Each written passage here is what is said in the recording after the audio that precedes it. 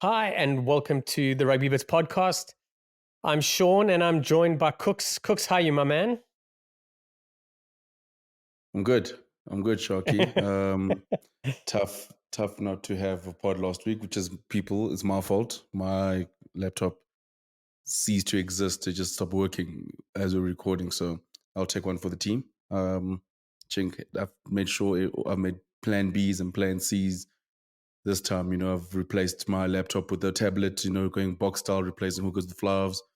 I've just made sure that I've just used other devices to make sure that I'm covered for whatever situation that happens today. But I'm good, Chucky. Good weekend of rugby. Beautiful, Yeah, beautiful, good. yeah. And Flippers World Cup's in full flow now, and so much has been going on. Now, it's been good. And you? How are you? Yeah.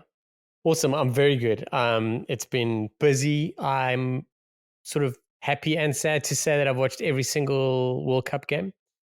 Um, it's but I will just tell everybody right now, if you are expecting an absolute doozy of a podcast, I can tell you for free that it's coming. We haven't even obviously recorded it yet, but it is going to be wild.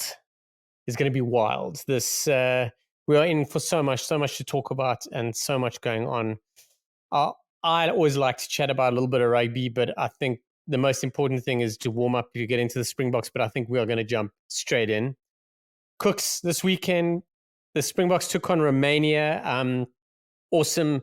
We expected a win. It was so weird. I always wake up nervous before a game. If I'm not nervous before the Springboks play, I find it. I get a bit scared of not being wary. So I didn't wake up on Sunday nervous, and I was like, "That's a bit odd." But we're not going to lose to Romania. And then I had flashbacks from Japan. So I had like a stern chat with myself. Yeah, we put the hammer down. I think for me, it was an interesting game in a number of factors. Like if we break it up into quarters, I thought the first quarter was excellent. I thought the second quarter was terrible. And then the other two quarters were a little bit of mix and match because we were also focused on everything else. But yeah, I mean, in short, the Springboks decimated Romania 76-0. They won. Great to not concede a try yet again. So the opening two games we haven't conceded a try, which is amazing. I think we conceded tries in two of the last, I think, 9 World Cup games. I'm speaking under correction, but it's something like that. It's a pretty decent going. Kobus Reinach tried really hard to break his hat trick record, his timed hat trick record, and he now sits in second place behind himself. He scored a hat trick in 24 minutes. He was cooking.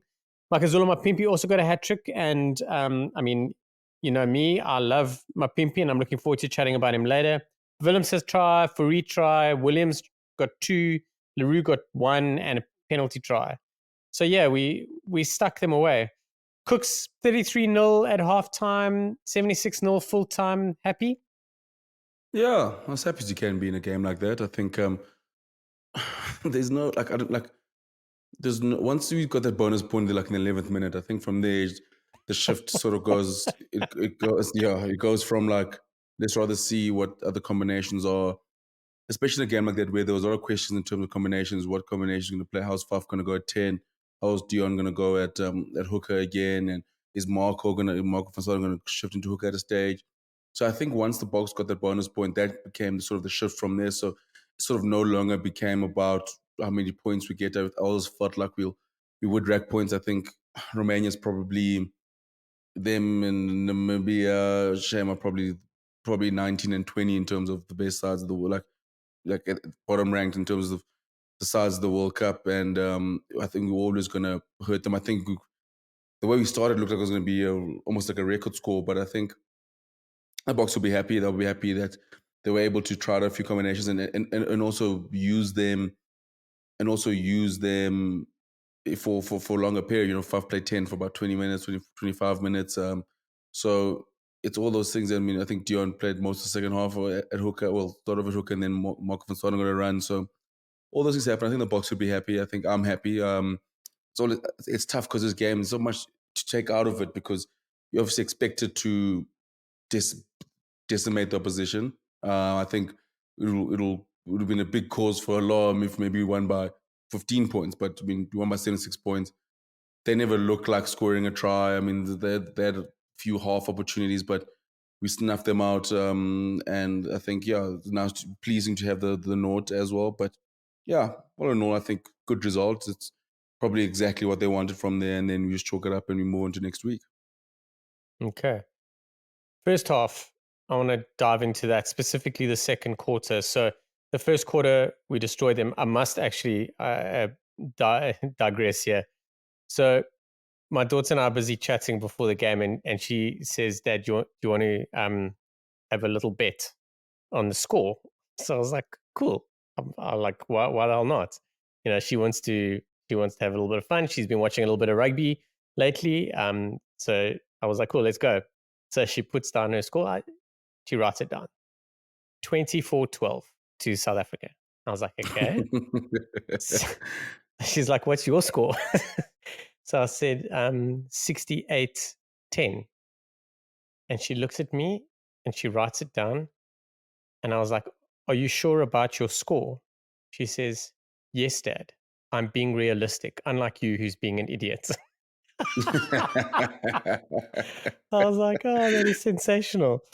Anyway, the reason why I remembered that is because after 24 minutes, I looked at her, I was like, "And?" She says, "Yeah, Dad, maybe you knew a bit more than me." I was like, "Well, maybe just a touch." But yes, sorry. So that first quarter, we were good. There's no doubt about it. I thought like we had to hit them hard, and we don't start strong. But the thing that frustrated me was the second quarter. I thought we really got into that, like we are a schoolboy side or a club side that are absolutely obliterating someone. So we're all going to want to score points. And we lost structure and everything. And I hated it. And I know I'm nitpicking on a 76-0 win. I just want the guys to be sticking to what they got to do. And I'm always comparing us to Ireland because we're obviously playing them this weekend, but because they really are playing good rugby. It's hard though when Ireland have named their full strength side for the last 5-6 weeks, but especially the opening 2 rounds of the World Cup. So there's 2 different approaches. We've chopped and changed, but I wasn't happy with that second quarter, and I really felt like we dropped the ball there. Cooks, what do you think happened there? Like, was it like we just take the foot off the gas because we were scared we're going to burn ourselves out?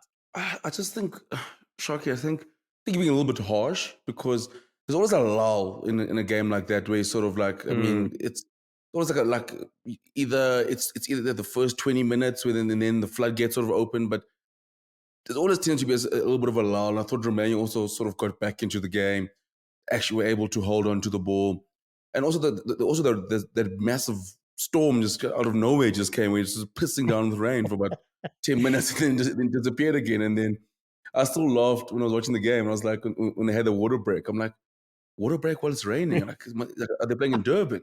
Like, and Oh, then brilliant. because there was a few little knock-ons and things like that. I think the conditions didn't help with the rain, the big rain. But I mean, obviously it's a Springbok, but I do think there's a little bit of a lull, and also it is a bit of a like it's I always used to hate this thing when when I remember when I used to coach or when I used to play, when you get up by like 20, 30 points and then everyone goes, it's still 0-0, boys. It's still 0-0. No, it's fucking not. Like, it's not. Like, I understand the concept of it, of trying to make sure that Oaks are still in tune and still, but like, being like, it's 0-0, like, it's not. Like, you sort of, especially when the way the box was scoring, it felt like we were scoring at will. So that was the thing. Like, it just felt like we just, one or two, 3 phases, and you're going to score a try. And I think sort of Romania sort of, I give them a little bit of credit because they did get back into the game, sort of, they were able to make a few line out more stops, and then they had chances too. I thought what we did well in that game though, so Sharky, is that I thought our line out defense was good. I mean, I say Pizzola was good, but our line out defense was good. So we actually, they thought they had a little bit of a sniff, we took that away from them. I thought so.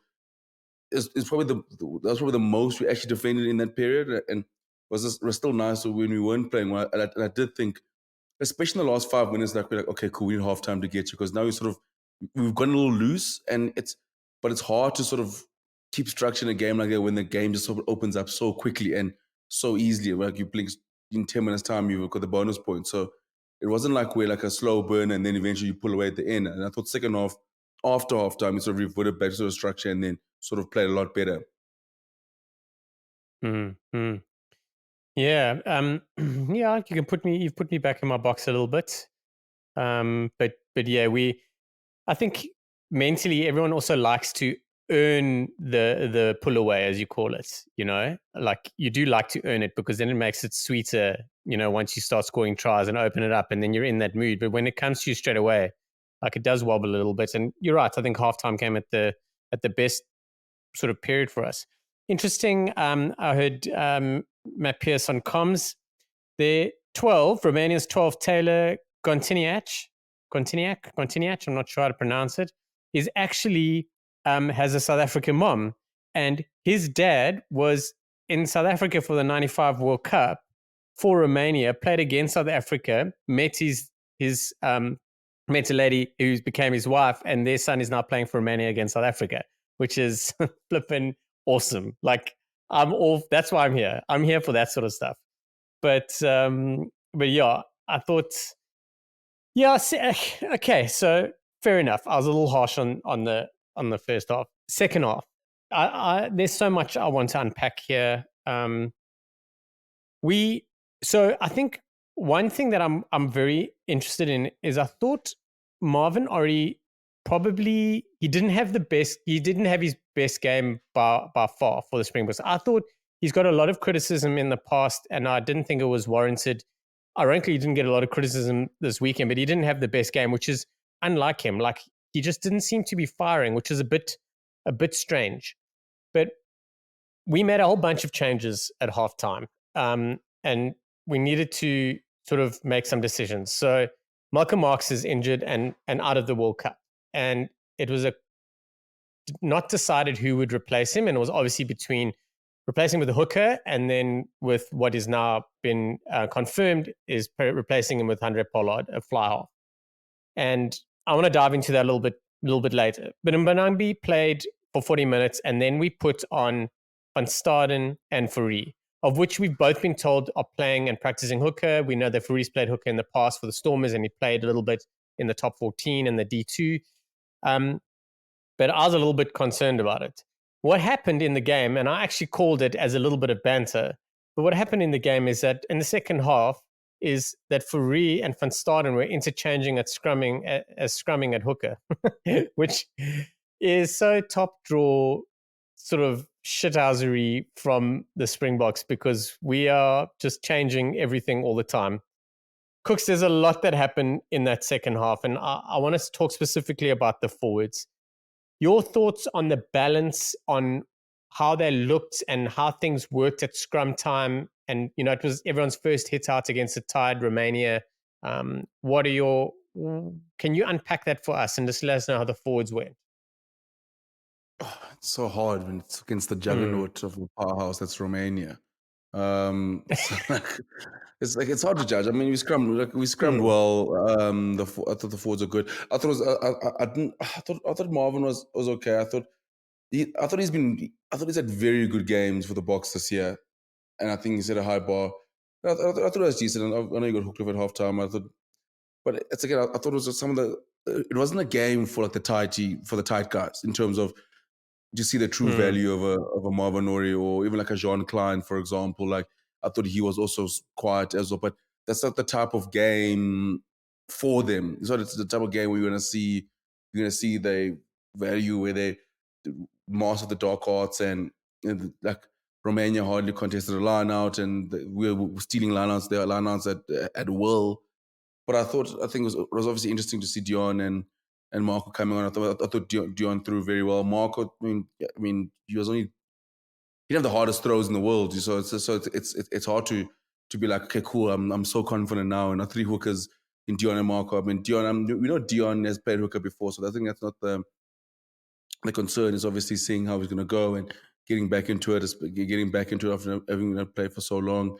But I think in terms of Romania, seeing it happen, it did answer a few questions. At least we know that Marco is now done scrumming at hooker in a game. I thought he scrummed well. It did help that he did have Dion and if it did help when you have Steven Kitsoff and Franz Mahalba next to you, so that's fine. So I mean, we could put Faf there at hooker, and we still probably win plenty of scrum penalties. So I think that's going to be also a very interesting combination now. The Springboks going forward is how do they pick the front row combinations now with because we know how when they have Bongi, Ox, and Trevor, the height they're able to get a scrum down because with Ox's height and Trevor's height is they get lower than most sides, and Bongi's also ability to get lower as well puts them in a great advantage, which is why Bongi, Ox, and Trevor are such a great bomb squad off the bench. But now it's gonna be interesting with Deon there, how and Marco, how they're gonna find that balance now between who's gonna start where and which prop start where. Like maybe we see a shift, maybe like but does Kitsi come off the bench again, or so it's gonna be very interesting to see how they find that balance. I think that's something that we've not talked about much, and I think we'll dive into it. I think I'm just looking at the comments of the weekend. But yeah, I thought the pack all in all was good. Yeah, it's so hard to like dissect a game against Romania because like Yeah. it's just because like I think it was just good to see those different combinations. And yeah, the big test comes now. I think with Ireland and then obviously Tonga afterwards in quarterfinals. I think that's now the test. I think we'll get a lot more answers this weekend than we probably got coming up now. Yeah. Okay, on to the fun stuff, the back line. So we named 4 scrum halves in the match day 23. We've got a winger at center. We have flankers hooking and interchanging. It was all over the show. But the backs. So Reinach starts. I thought he had an excellent game, but he was just hitting it hard. Willemse at 10, Mapimpi on the left wing, Grant Williams on the right wing, Esterhuizen and Moody in the midfield with Willie at the back. Grant Williams I just hope he's not in danger of getting moved around too much, but I think he's pretty much earned himself a shot to being in a legit conversation of being in the match day 23 for the Springboks. He is quick, but I know we didn't get to watch him at 9. I'm super happy with the way he's playing at 9 as well. How are we going to mix and match this scrum half situation moving forward? Because Faf's not going to have to play 10 because we've now got 2 fly halves back in the setup. So what's happening moving forward is it's not like we need wingers. So Grant's not exactly filling a void. How do you see things unfolding at the scrum half department? Yeah, it's hectic. I think the Springboks are leaning towards a 7-1 for the weekend.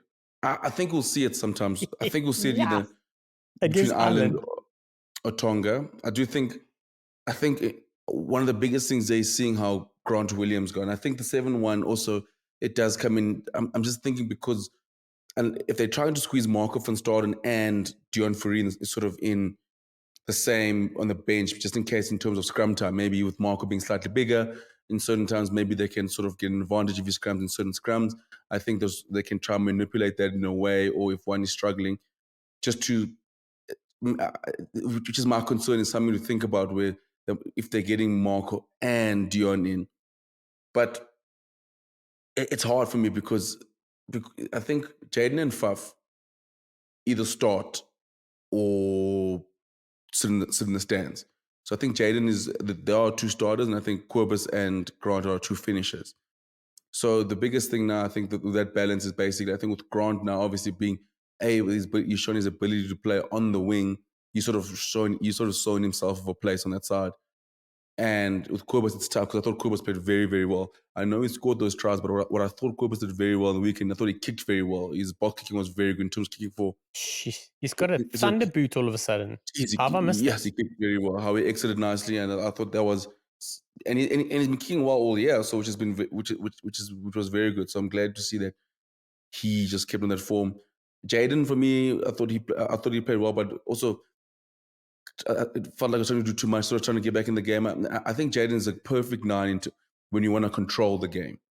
Like for me, Jaden would be perfect for a game like Ireland, but like a game like where you're asking him to sort of set the tempo and control the game, and then from there just let him do his work and go to work. I think that's where he becomes perfect. I think in terms of game control, him and Faf are definitely our best nines. And so I think that's the question: is which direction the Boks going to go? Is who? Because I do think Grant Williams has played himself. Is good enough to become a finisher. I think that's the hard part now. Where so someone like a Jaden, it's either he's going to start or he's going to sit in the stands. So that's the hard. That's where I feel it is with Jaden Hendrickson. I think if that's the case, I still think they'll one Faf there in terms of experience, especially with Marnie at 10. So I do think they want the experience of Faf on his inside. So that's where Jaden could sort of miss out. So I think that's how they're gonna play that balance. I think that's how I would do it. At least have some sort of experience. But again, if Andre is playing, say starting at 10, then I would want to have Jaden Hendricks at 9. Sort of there's a little bit more of a game control. So I think it's going to be definitely a horses for courses thing in terms of who's playing, how we're going to play. But I still, as a part of me, with Grant testing him in the 14, at least they know they have the option of the 7-1. Maybe against Tonga, at least to know I won't be surprised against Ireland or Tonga, just to sort of see like just in case what does happen, and then so there's a lot there's so many questions, a lot of changes there, but it's going to be interesting to see. But the scrum off one is the nice thing is Sean is all 4 scrummers are playing well and they're rearing to go. That's been the nice thing. It's not like one guy struggling. Everyone is. And it just feels like everyone wants a chance. Everyone's desperate to like, if I'm going to start, I'm going to make the most of it. So Jaden doesn't want to come on. When you come on, it's like, I need to play well here because I'm fighting for a spot. I want to be in a starter. Faf, same thing. Grant Williams, the same. So everyone's a starter. Unfortunately, when you pick 4, there's 2 of them who's going to miss out and 2 who's going to play. That's the hard part. Yeah, so I think if we're looking at Reinach and Williams, who we both are of the feeling that they're finishing 9s, like bench 9s, because of their speed and all that. But Williams was more comfortable at wing than Reinach was at wing the last time. So there's that. I know it's only one game. Then with Reinach's kicking, is he not pushing maybe for a start? Do would he not leapfrog Jaden maybe to be in with the start? Do you reckon we could start Reinach? He started a couple times this year already, but with that boot and with how he plays, because I've been very happy with how he's been playing with his 9 decision making and passing and stuff like that. Has been pretty fluid. Do you think he's in with a shot to start, or dead set bench him or Williams? No, definitely thinks he's within a start club. And he has been playing well. It tends to, Kobus Reinach tends to be first man up before Jaden came when Faf went down. Always comes in at 9. At a stage sort of even went past Osho Yankees before they were. So we know how the Boks do trust Kobus Reinach to always come in as a start and be able to do a job for them. He's kicking very nicely. For me, I do think that Jaden Henderson for me is a slightly better 9, especially at the start. For me, Shaki, the hard part is Jaden Henderson's injury has sort of been a blessing and a curse for him because he's got to rest, but it's also opened the door for someone like Grant Williams. If you put my gun to my head and say who should start for the Springboks and play 65 minutes, and then for me it's Jaden Henderson. I think he is our best 9. Yeah. I think he's shown that, and I think that's the hard part. But the problem is with injury, it's so hard not to play. You can't leave Grant Williams at the squad in form-wise, and him coming off the bench and the impact he has off the bench. Faf's been playing well. Kobus Reinach's been playing well. All 4 of them can give you a solid case as to why they'd start, and all 4 of them could win that case as to why they'd start. So I think. Yeah, so I think for me that's the one position where I think if any of those 4 started, I'm extremely comfortable and I'm very happy with any of those 4. If you told me any of those 4, we're playing a World Cup final tomorrow, and they all start. I'm like, okay, cool, it's good to go. We're good to go, and I think I'm happy with either 4. Yeah. So Jaden, for me, I was apprehensive to throw him in the beginning because I was a bit worried about his temperament, which I've clearly been proved wrong, which I'm okay with. The other thing was that he's definitely our best kicking nine. Our game plan has changed and moved around that our nines are not kicking as much anymore. And I really do feel that that game plan will come back somewhere. We've got a number of game plans that we're working on. I still think the Springboks are probably the hardest team to analyze and prepare for, not because we're playing all four of our scrum halves in one game, but it's because we've got different options, different game plans. We've got different defenses. Our defense is roughly the same, but we've got the rushing one, and then we've got an aggressive one and a not so aggressive one. So it's really interesting. So Jaden, for me, was the best kicking nine we had. But Fuff is the best defending nine we have, even though he does miss a lot, but he disrupts a lot. And he makes a massive difference. He's also in form at the moment, because when Fuff's off form, he gets very erratic, and I get scared because I'm worried that he's going to get red carded for high tackling, which is ironic considering he's that size. So, yeah, I think you're right in terms of that anyone could start. I think Reinach has probably put his hand up more in terms of our traditional starting nine, where I think Williams has put his hand up just because he's going to cause chaos. Like, you expecting this to come, the speed and this, you've got to be really tight around the ruck. You're expecting that the last 30 minutes. When he starts, it changes everything. So yeah, we're in for an interesting time.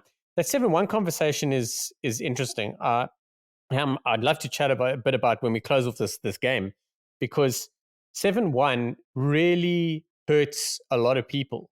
One of them off the top of my head would be Damian Willemse, because, yeah, I don't think he gets a look in. But anyway, I just quickly want to chat about our midfield. I watched Andre Esterhuizen this weekend. He's got a great pass on him and really exciting. I personally feel that Esterhuizen, I think he's probably the closest to whether he starts, whether with Damien Delendi starts or Andre Esterhuizen starts. We the swings and roundabout side, we probably make the least difference, because he's a different player. He's a massive guy, but I don't think he does the post contact work that Delendi does. I don't think he does the ruck work that Delendi does, but he's got other attributes to him. One thing that I think that Esterhuizen needs is he doesn't need someone like Moody at 13. Sorry, that sounds bad. It's not Moody. I think that Esterhuizen needs to have a Creel or a Damien Delendi at 13. I think he needs a guy that's going to run inside lines, run hard, an abrasive runner that helps set a little bit of the platform. I felt that we were lacking a little bit in the platform setting in the midfield, which we're so used to happening, which everything, whether you like it or not, that's where a lot of our sort of game plan revolves around. And we weren't really getting that as much as I thought. But again, as you mentioned, we won 76-0, so I can't really complain too much. I would like to see, if we're going to push for Andre Esterhuizen to start, I'd like to see him have Jesse Creel on the outside. Just because I think it'll help us change our direction of attack and kind of straighten things up a little bit, so we can really allow people to hit it. The other thing was Moody's got a bit of time to settle into that 13 jumper if he's going to take it. He's very, very much, I mentioned it a while ago, especially against the All Blacks. He had a good game, but he's very much a finishing 13. And we have forever always had linking 13s. We've had defensive and or linking 13s, and never really a finishing 13, like never an out and out, like a Rico Ioane style. We haven't had that. And Moody is that. And it was clear when he went alone against the All Blacks, he ended up scoring. It was called back for something else. I can't remember what.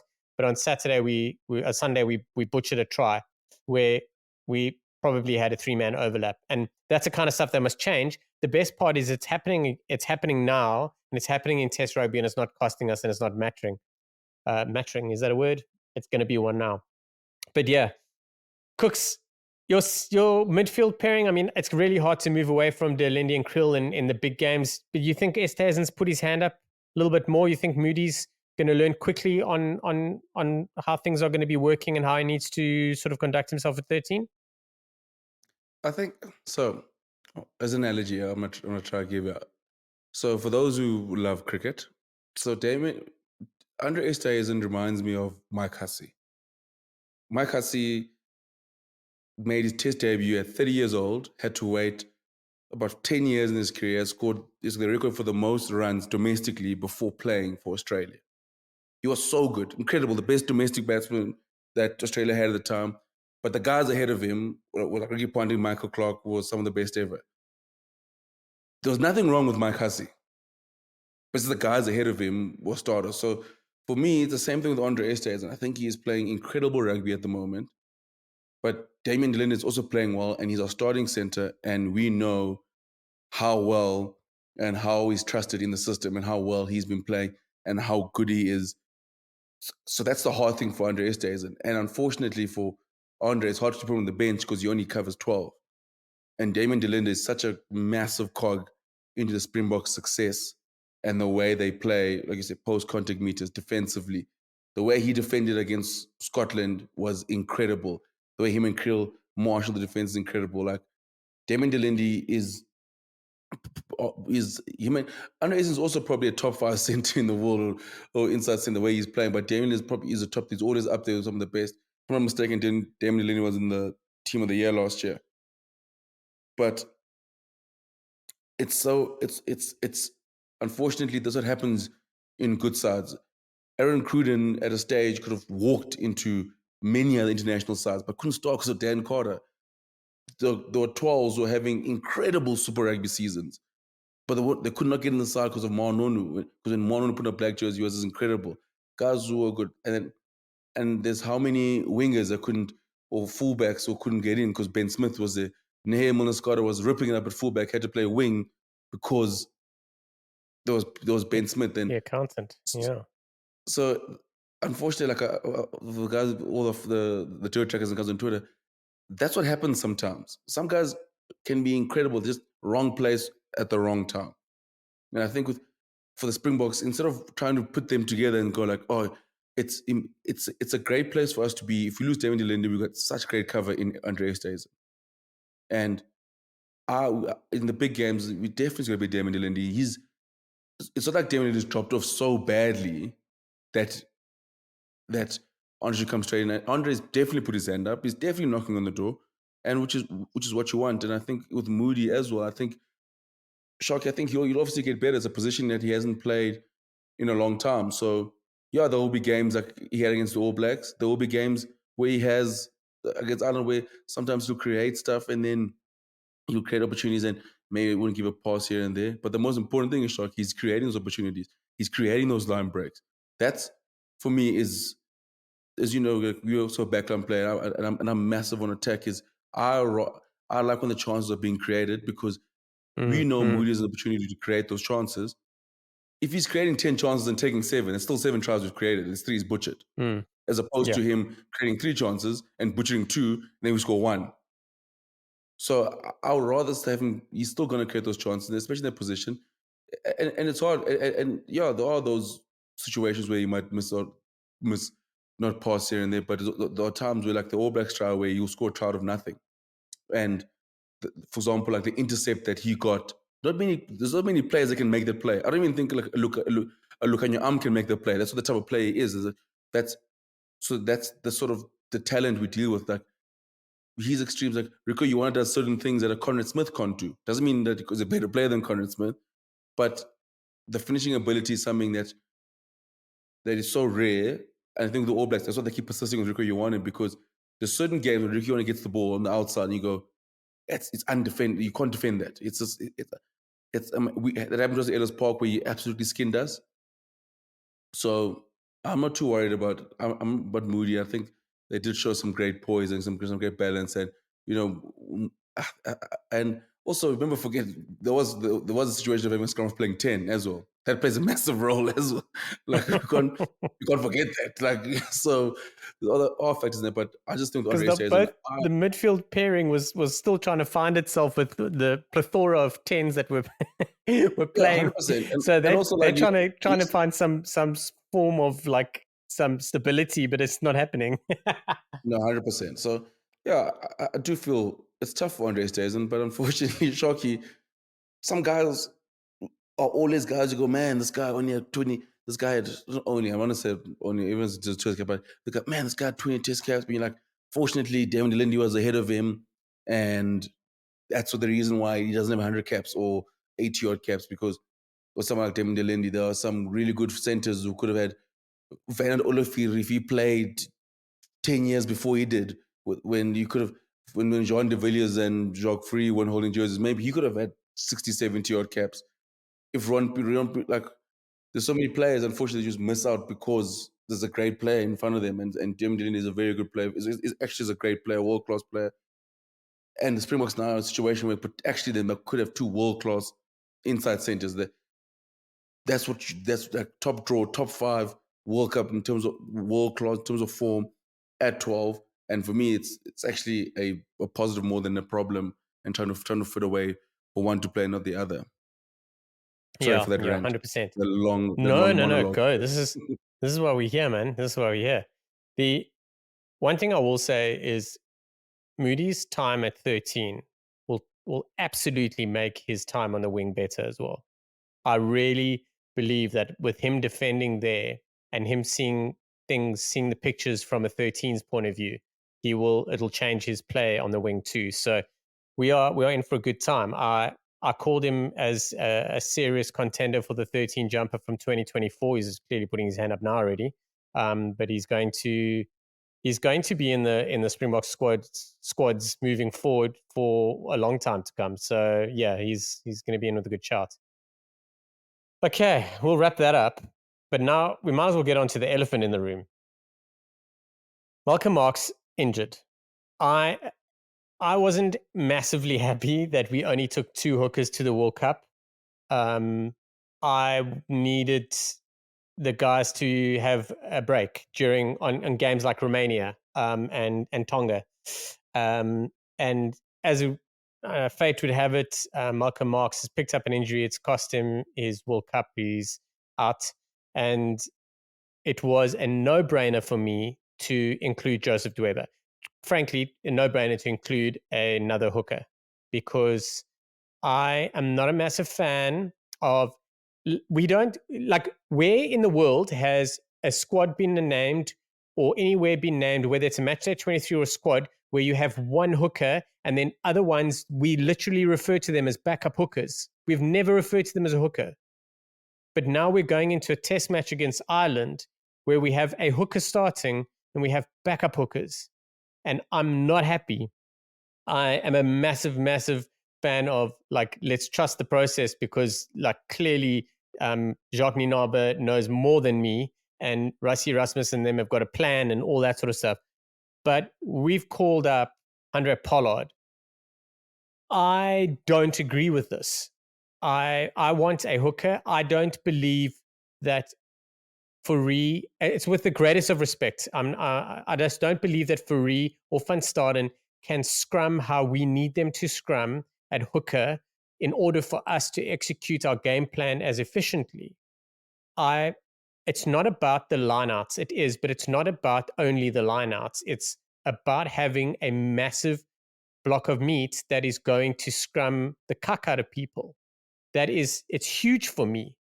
It's the same conversation I have about moving people into a position like 13. Is in a test match rugby, you don't have time to learn. Like, you're half a centimeter off, you're half a meter off here. You're half a second getting into position because you're not familiar with it. That's going to cost us. There's that, and I'm worried. The other side of it is, what does Andre Pollard coming back into the squad change the dynamics of our backline? That's a story that we'll get onto just now. But for me, the hooker side of things is, if we are naming a Springbok side, first choice pack with a 5-3 bench, Deon Fourie and Marco van Staden very likely don't make that team. If we are naming a 6-2, Marco van Staden might make that side.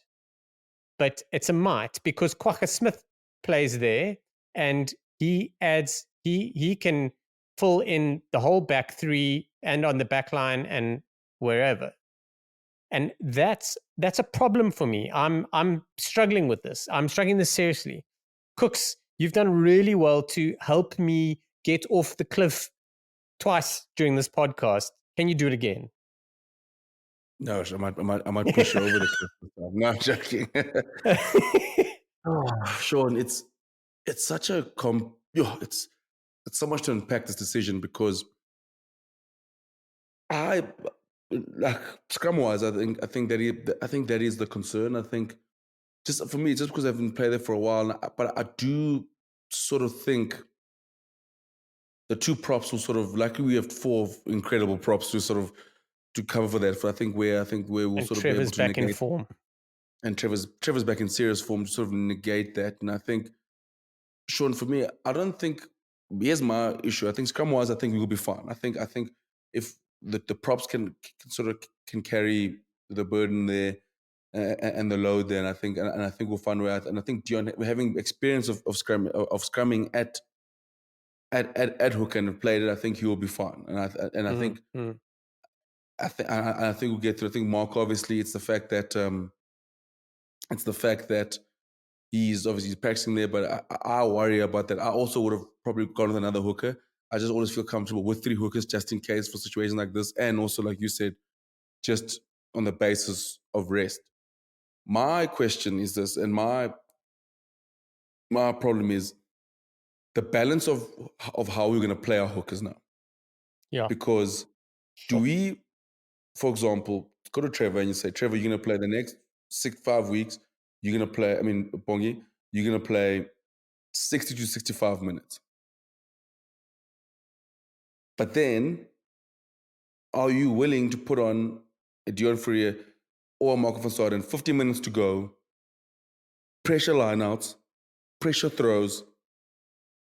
Do you throw them in the mix? Or, for example, do you say, I'm going to start with Deon Fourie at hooker, plays 30 minutes, because at least if I know if anything bad happens to Shav, I've got Bongi on the bench to play the last 50. Scrum And wise, we if can it dominate them works, scrum wise. it's fine. If it works, if it doesn't, I can pull Bongi in quickly. Because for example, if Bongi goes off and say Deon Marker doesn't work, then there's no other recognized hooker there. So those are the options. That's something like how they're going to find that balance. Deon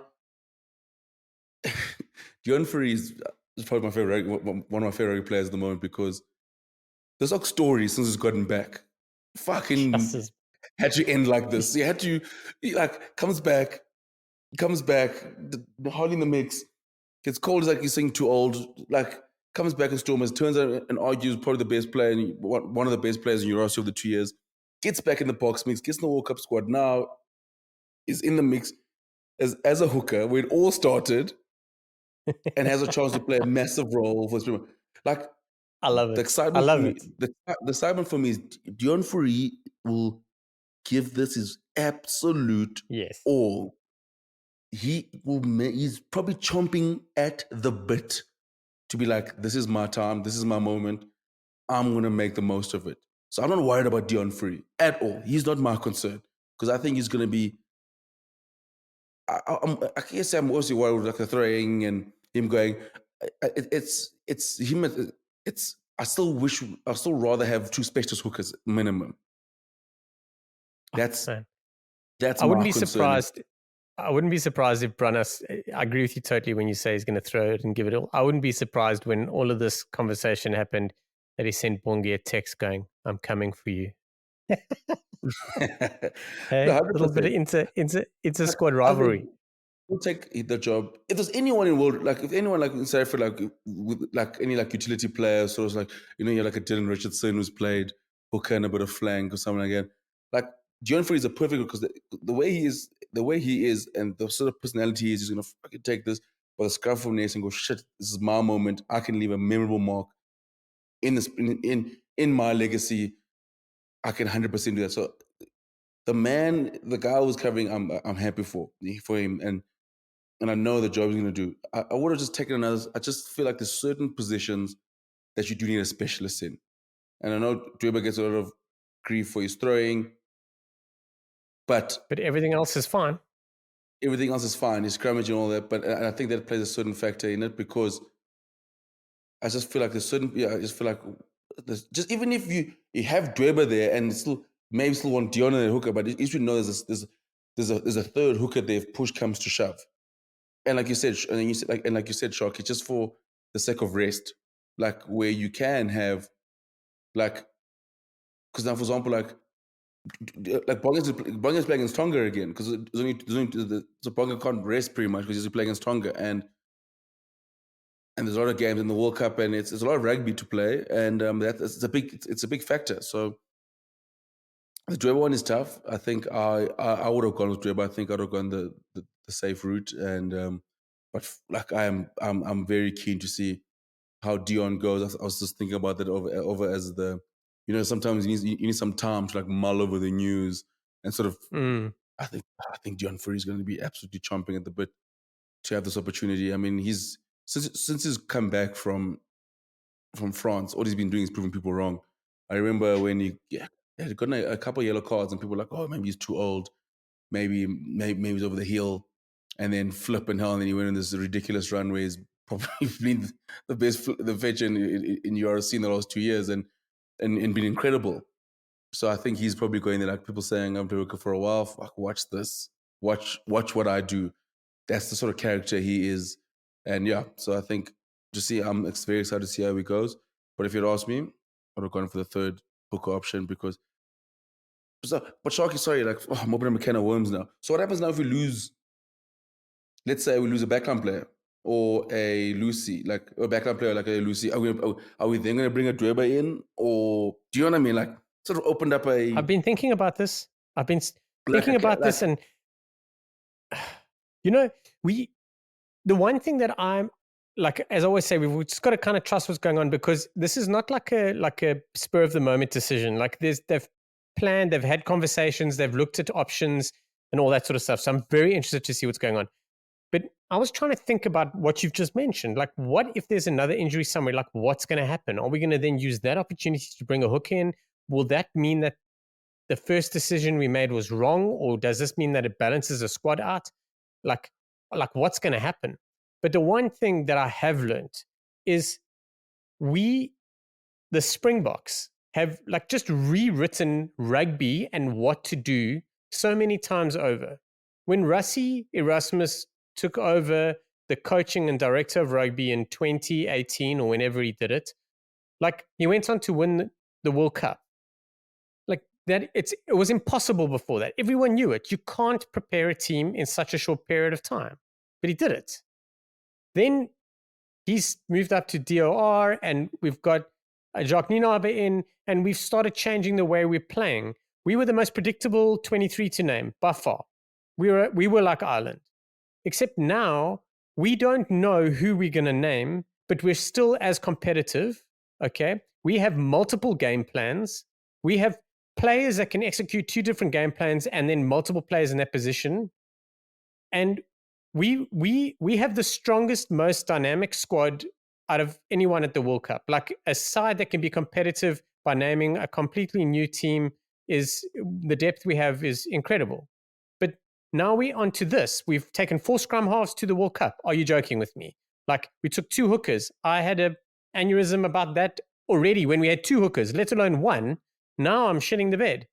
And then we name a 7-1 bench. Like, man, we've just got to just sit back and enjoy the ride. Like, I mean, Kooks, if you think about it, like we've done everything that's not rugby in the last 4 years. It's actually been wild. You can't actually. It's actually you're right because we also played those 4 scrum halves in one game. I mean, there's no manual. We scored a try. We went from scrum off to scrum off to scrum off. Like so, there's been like it's so hard not to predict what the Springboks do. I think it's like you said, it's a testament to our depth, and I think which is incredible. You know, we're able to sort of. The hardest thing to be in South African rugby is a one position player because unless you're a prop, and then otherwise you're not playing many games. But yeah, it's been crazy, Sharky. Like it's such a crazy thing where you just sit like, yeah. I don't know if it's ever happened where you sort of lose a hook and a fly half comes back in, and what? But I'd also think, and you only had 2 hookers to start. This is the most important part of it. You only had 2 to start.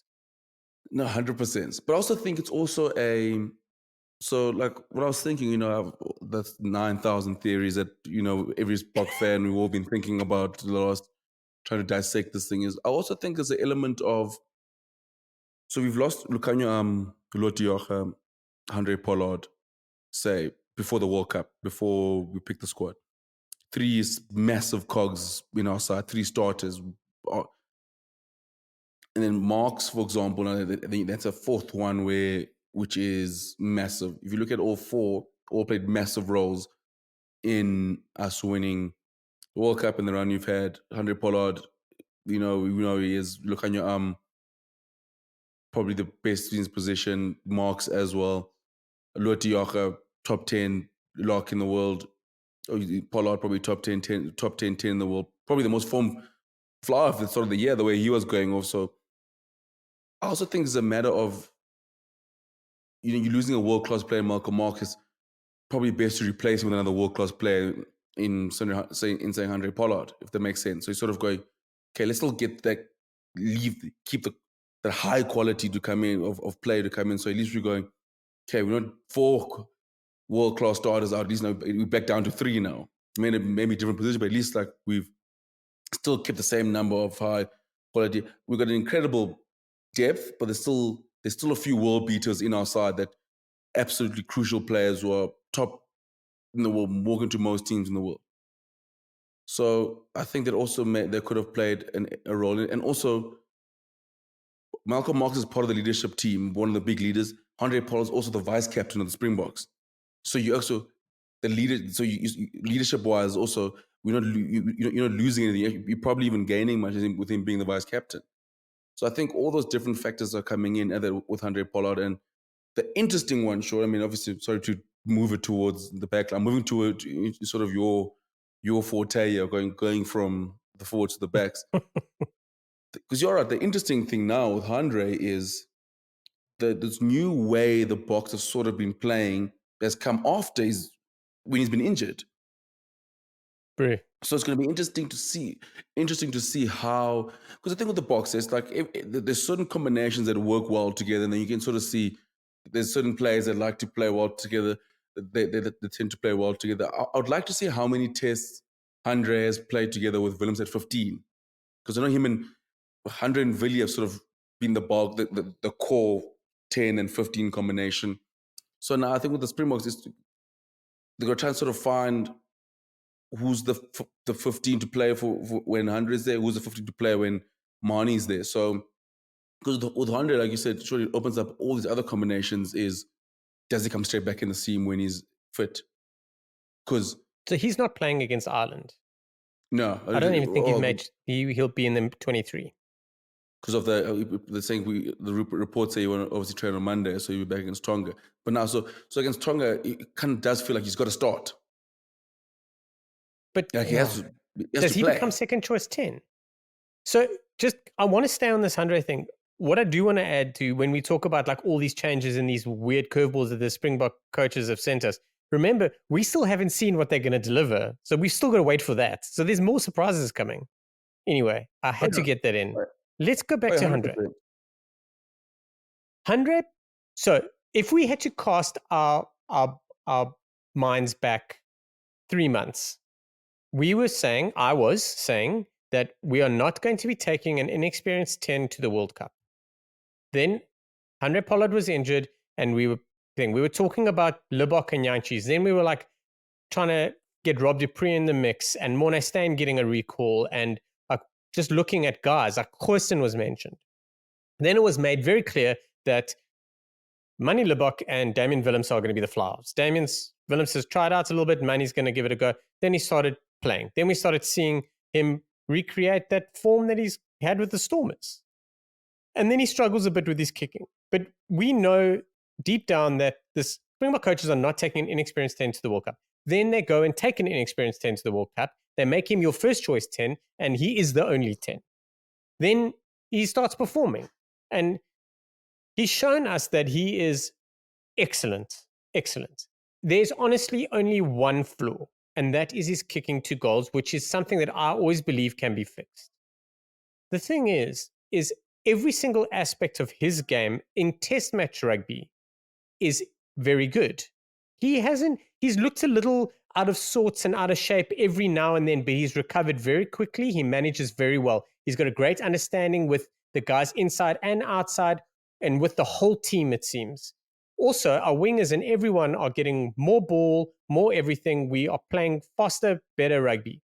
He's a better heads-up player. He's a better executor. He kicks with left and right foot. In all, he is a better fly half than Andre Pollard.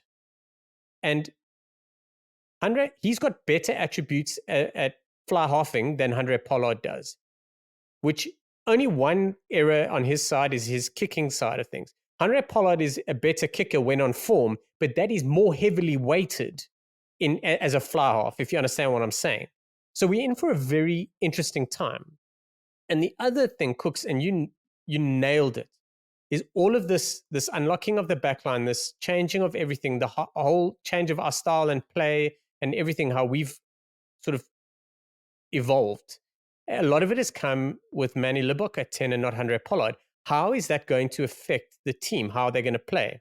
And you know me, Willie Leroux, the way he plays at 15 is massively different when Andre Pollard's at 10, especially when Andre Pollard's struggling. Are we going to get a struggling Andre Pollard? Because you are right. And I agree totally. The form that Andre Pollard was in for Tigers this year was the best form I've seen him play. I've not seen him play rugby that well. Not even for the Springboks has he played that well. He's playing great. His passes were good. His kicks for touch were good. So what are we going to do? How's that balance going to change, Kooks? Like what's going to change in the dynamic? How are we going to adjust? What are we going to do? Can Pollard, everyone wants to play fun rugby. Can Pollard go reel back the years and bring back that style of rugby back into his game? You know what it is? I think Pollard also, I must say, he's gotten this stick of sort of being like this, the closed in, boxed in, kicks is like a boring fluff. He doesn't pass much. He's just, he gets, he's gonna kick it, he's gonna carry. I always remember when he came through. One thing I loved about Pollard is he had this sort of running game where he could sort of like he was good at like he was just good at everything. Like he was good at everything. Jack of all trades, could do a little bit of everything, but enough to sort of you can never. But one of his biggest thing was how physical you could be taking to the gain line. So it's a bit different. So you always have to respect him carrying the ball. So you sort of, if you put short, you can put someone in a gap or you can sort of chip over. But but then sort of, I think he's sort of slightly more in his box, the way we sort of played. I think obviously in 2019, I think obviously with similar to how England are now, which we'll get into England in terms of no coach is going to take over a side in 2 years before a World Cup and start playing running rugby. That's impossible. You're gonna lose. Like especially I see the All Blacks, you die with a sword, but you're gonna get hurt. You're gonna lose. You play in a structure where you're good defensively. You tick all those boxes. Your pack's good because that can travel well, no matter how well your attack goes. So and Pollard can play that role because he has a good kicking game. He's good off the boot, and sort of the other part of his game sort of kind of fell away a bit because he wasn't expected to do as much of it. Whereas when he got to Leicester, they were saying, "My man, you're replacing George Ford. We need you to run our attack. We need you to be an all-rounder." And we saw that all-round game.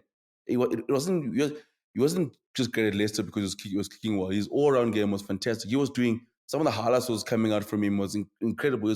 He was probably the best 10 in the Premier League this year when the form that he was showing before he got injured. It was between him and Rob Dupree. And you're right. I watched a lot of his games. Pollard was playing great rugby. His first game was sketchy. Then after that, he started hitting it. And I was like, shit, this is not Andre Pollard. This is not the Pollard that I am used to watching, which was a massive positive. Like I'm loving it. So has he been hiding this away for 2023?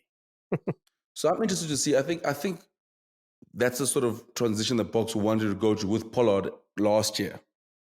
But then obviously he got injured and then that halted the progress of it. And then Marnie sort of came in. But even then though, Sharky, if you go back, let's say 2 months ago, but or a month ago when the squad got announced before they went to France, we all felt, injury or not, Andre Pollard is still the guy. Number one, yes, comes in. But it wasn't a hooker. We never No, thought we'd lose 100%. a hooker. No, 100%. But now, Oh, the way, with how well Marnie's gone and the way we're playing with Marnie, what's happened is now we go, hang on, do we just hook this? Do we just take Marnie off because the way we're playing now on attack is so much different, and the way he's orchestrating the attack, it goes, whoa. Now it's a full blown conversation now. Because Andre Pollard, 10 used to be one of the few positions where you go like, oh, it's Andre, no questions asked, let's move on. Now there's a question about it's a good conversation point, and the hard part is you play 6-2, we're not putting a 10 on the bench. That's the no. thing. So it's always become now a straight shootout. So it's going to be very interesting to see, because obviously Mane should play this weekend, and then Pollard will have to start next weekend. It's almost a trial game for the quarterfinal, But he has to, because he's essentially the second choice 10. But the thing is he the second choice 10? Right now, coming back off Are you injury. Sure? I hear what you're saying, but Yeah, I'm but you're going to call playing me on devil's it. advocate here. Yeah. It's still Andre Pollard. It's still a World Cup winning 10, Andre Pollard, who is. If you told me we were playing this style of rugby and Andre Pollard was at 10, I'd tell you were lying. So, like, we are in an incredible position, but it's all about the balance. So if you're playing France on Saturday, World Cup quarterfinal, so you're saying you still got Mane now over 100. I'm just asking. I agree with you in terms of saying. You're breaking up. I can't answer. It's a hard question. Like, I'm playing devil's advocate because you know how I feel about Mane Lebok, and this weekend he's going to conquer a 16 and just took off all the 10s up, asked him to conquer before the championship started. So Mwanga got some smoke, then Russell, now 16's the last one. So Mane's going to plan for me, and I believe in Mane Lebok. I'm just playing devil's advocate. I mean, like, if I was sitting, for example, like if we were sitting in a coach's meeting right now, these are the questions I'd ask. Not saying, I'm like, so what about so and so? What about? I'm with you, and that's why we need to have these conversations. We need to look at all these options. Like, how does you ask that question, and I'm doubting myself, but I do think that Mane Lebok is the first choice fly half for the Springboks now. Having said that, Andre Pollard, had he been fit, would have been first choice, and we know it. So it's really tough. Like, the South African fan base has been put in the most awkward position. Like, everyone was freaking out and had the shits because Pollard was injured and we didn't have a backup 10. Now we're having the shits because Pollard's coming back and he's going to take away our favorite backup 10. Like, I'm just worried about the dynamic of everything because of how vital 10 is. So basically, we're going to have a shit about anything, Shaun. That's what you're basically saying. Either way, we're going to have a shit about it. There's pros and cons about everything. They're polar opposites as players. So, like, what's going to change with everything? Like, how's it going to go? I saw someone throw something out on Twitter that they want to see Andre at 10 and Manny at 15. I don't think that'll work personally. I think there's been so much going on as well. Also, someone's like, well, maybe we throw him at 12. I'm like, I was going to say, what about Manny 10, 100, 12? I know. There's no space. There's no space. So it's like, that's the hectic part. I mean, someone said like maybe Pollard at 15. I'm like, where have you seen Pollard play 15 now? Now we just like creating positions for people. That's a no from me. So let me ask you this. Crazy. Who's the biggest loser out of 100 Pollard coming back? Who's the biggest loser? And let's talk 5-3, 6-2, and 7-1. So 5-3 is ideal because then you get everyone in. But the problem is then. But who's the biggest loser? Oh, tell me your 5-3 bench. We'll have a 9, and then we'll have a 5-3. You go so Deon on the bench, Trevor, Koch. Ox Trevor. Sorry, that's 18. Oh, jeez, I'm running out of players. Argia, Kwacha. Kwacha. Yeah, I say Kwacha. And then are you going Grant Williams, scrum off, Andre or Mane? Okay. So Flower of Andre or Mane, and then either Williams or and then who? Well, either see if you go 5-3, then for example, like Willemse, Moody, KLA. Valenza, Moody, KLA, those sort of come in. But then for 6-2, you can't have a 10 on the bench because that means No. either Villy or Valenza starting. And if you're Yes, having, so let's say for example, 7-1. like if you go 6-2 and you go, do you know, or you can go 6-2 and you say, I'm gonna have. Oh, geez, no, you can't actually, because then you can't say have a 10, like I say Mani on the bench and Pollard starts, and then say Mani must shift to, unless like you're thinking, if the only way 6-2 for me splits, I'm thinking top of my head is, let's say you have Andre on the bench, then your Andre comes on, but it comes on, say for Willem, because then you can, it's like, it's all these puzzles are like, because I was thinking like maybe the way you can do it is if you say you shift Jalendi to 13, Krill goes on, let's say you pull off one of the wings like a Colby or Kelly, or you start my Pimpy, pull my Pimpy off, and then you have Krill on one wing with, say, Colby. 15 will be, oh geez, I don't know. So yeah, you can't have a 10. It's such a weird Damian dynamic. Willemse is the biggest loser for me of this. Damian Willemse, Yeah. he's the biggest loser and the biggest winner. And then I think the second choice 10 is also the biggest loser. So, But don't you think Damian, like Manny Lubbock's gone from possibly starting every single game to actually missing out on some big games, potentially. And Handré Pollard could go into the World Cup and not play big games. But here's my thing though, Shoki. I hear you about Handré, about Damian Willemse. But has Damian Willemse not played himself into a starting 15 berth over Villy? These are the questions. No. So now this is the thing that I think Villy Leroux is playing his best rugby at 15. Granted, it's with Manny Lubbock at 10. So will the balance then be Villy plays with Manny and Damien plays with Handré? Like, this is like, imagine being an analyst trying to figure out what the Boks are going to do because there's so many options. Willemse at one stage had to start at one stage, and not so long ago, had to start for the Springboks. Whether he started at 10, 12, or 15, it didn't matter. He had to start.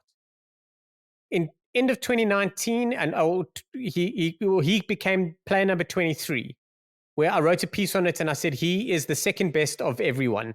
So he plays player 23 in a 6-2. Now he is not the best 10. He's the third best 10 with Pollard there. He's the third best 12 with Delendy and Esterhuizen. He's the second best 15 with Villy, but also because he covers 10, 12, 15, he's going to sit on the bench. But is Handré Pollard going to take that space? Or is Manny Lubbock going to take that space? Like, what the hell? Yeah. Like, we don't have enough electricity in South Africa to finish this conversation. Yeah, it's 100%. Like, how? It's tough because to fit all of them. Because for me, Damien, for example, like, I thought this year, I thought at 15 in terms of, Villy's in this weird mode again where he's trying to catch a high ball. And when Willemse sort of came in in the All Black game, how well he seemed in the All Black game and the Scotland game, I thought Willemse was very, very good at 15. I thought he had two very, very good games. But now it's going to be interesting to see like that balance, because I do think if you're playing Handré Pollard, I think you need Villy to play with Handré. But Villy plays his best rugby when Handré is comfortable. I promise you. I don't know how I'm going to prove this, but I promise you, Villy Leroux is positioned differently on attack and defense when Handré Pollard's having a bad game, because I almost feel he's covering. Villy's playing wider and better. Look at how Villy's been playing recently. Look how wide he's been going. So this is my theory, and I'm so glad I get to say it again, and I apologize to everyone who's heard it. Villy Leroux when Villy Leroux put his name on the map when he was in South Africa, but the second time he put his name on the map and he really stamped it down was when he was playing at Wasps. And he was playing when Wasps he wasn't entering that third phase or third phase. He wasn't entering in the line in the 10 channel.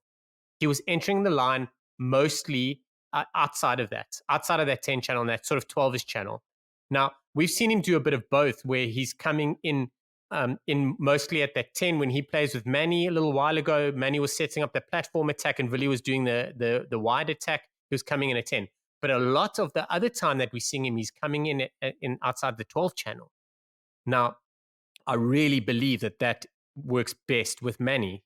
But having said that, Pollard, we haven't seen the new Pollard yet. Like the 2023 Pollard that you and I watched, it's the best I've ever seen him play. Like, is he going to change?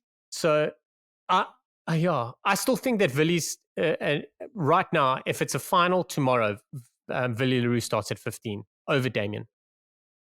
And Damien's going to, I don't know. We're in a very good position. It's all about balance at the moment. That's what our squad is showing. It's about balance. Like, we're having this conversation. If you start X, you have to play Y. You can't start Z there. You can't start another guy there because these two work well together. And we can start them and bench them. That's where people are going to cuck off. Yeah, you're right, because it's all about balance, and it's a good place to be. It's good questions to be, because it's not a situation of this guy's cuck, he's got to go out. No, but it's so and so. So it's about balance. I think that's going to be the key word for the Springboks. It's always been balance and where they get it right. But now we're always worried about front row balance and bench balance. Now this 100 thing it's been great because now we've got 2 10s and sort of thrown a spanner in the works. And so it's a good spanner in the works. So yeah, it's going to be, like you said, there's enough electricity to sort of just try to decipher this. The best thing they can do is will be Jacques Nino, but like just releasing the team right now, Monday morning. So none of us have to worry about this, or we need the report to come out and tell us what is going on. But look, I'm excited. See, they've started dropping bombs on cricket now as well. Yeah, and they're doing cricket bombs now as well. There's also overtime. But yeah, look, no, Shaun, it's a good spanner in the works. It's good. The balance is going to be there. And what a big spanner! Big spanner, and the balance is going to be there. I think it's going to be the next 2 weeks are going to be very exciting because a lot of questions will be asked. Like this weekend, obviously, will be the whether do we have enough hooker cover? I think they'll be answered this weekend, and then next week it's how's Andre looking? Is he back to his form that he was before injury? And then after that, was the questions who starts in the quarterfinals. So there's 2 very good questions that's going to ask. I mean, so I'm very, very excited for these next 2 weeks. Yeah. The one thing that I do have absolute faith in, it's really hard for me to see it, but I have absolute faith that I've always believed, and I think it's come across in Chasing the Sun and all that, is that how much the Springbok coaching staff and management value the individuals, the players, the people. They value the human beings. So they have to have, and I'm certain will have had these conversations with Joseph Dweba, with Grobelaar, with Manny about bringing Andre in, with Damien and with Andre. And that's the only thing. Like, as long as everyone is known from the get-go what's happening, and the amount of planning that Jacques Nienaber does and has done, you almost feel that everyone knew internally already what was going to happen. But yeah, Kooks, anything you want to wrap up on the Springboks before we move on to the rest of the World Cup, which doesn't matter because it's all about us, right? Yeah, I think, man, very excited for the game this weekend. Two of probably the most informed sides coming to the World Cup and in the World Cup at the moment. Yeah, I can't wait for this weekend. I'm absolutely, it's going to be the game of the World Cup so far. Both sides have made statements. Both sides would want to keep the momentum to win, to keep going forward. So, very, very keen for this weekend. Yeah, nice. Okay, there were some other games on in Rugby World Cup 2023.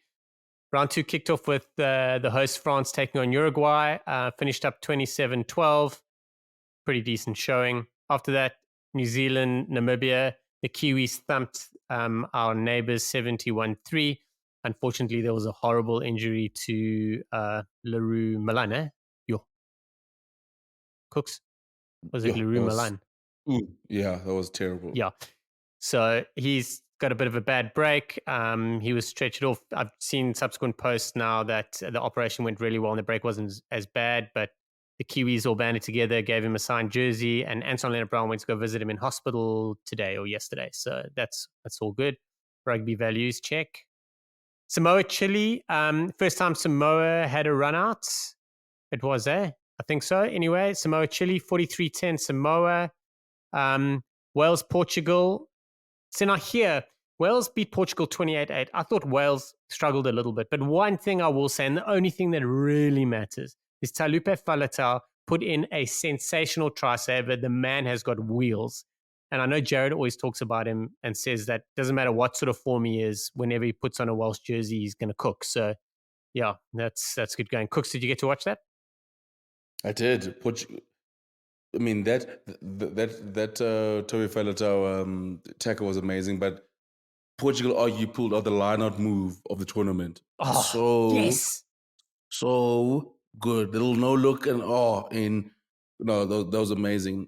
Portugal and Uruguay for me was one of the big performances of the weekend. Just I love Uruguay against France, and both sides had chance to win that game. Handling errors sort of cost them, and it just shows.